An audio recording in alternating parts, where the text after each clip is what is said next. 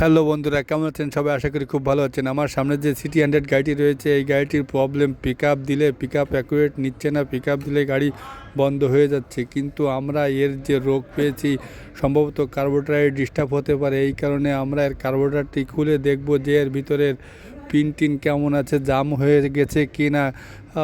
জাম হয়ে গেলে অনেক সময় তেল নিতে পারে না, এই জন্যই আর কি গাড়ি দম মারে। এটা হতে পারে সোলো পিক রানিং পিক আপে গাড়ি বন্ধ হয়ে যায়। এই জন্য আমরা এর কার্বোরেটরটি খুলবো।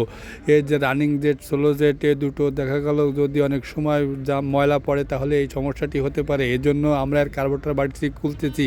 খোলার পরে ভাই যা দেখতে পারলাম, এর যে রানিং জেট, বড় যে জেটটি খুলে পড়ে গেছে। বন্ধুরা, এই দেখেন, এই যে এই জেটটি খুলে পড়ে যাওয়ার কারণে গাড়িতে পিক আপ ধরলেই বন্ধ হয়ে যাচ্ছে।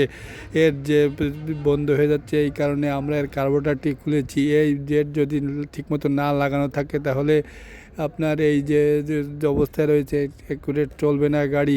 এই জেটটি আমরা লাগিয়ে দিলাম। ভিডিওটি ভালো লাগলে চ্যানেলটিকে সাবস্ক্রাইব করে দেবেন। ধন্যবাদ।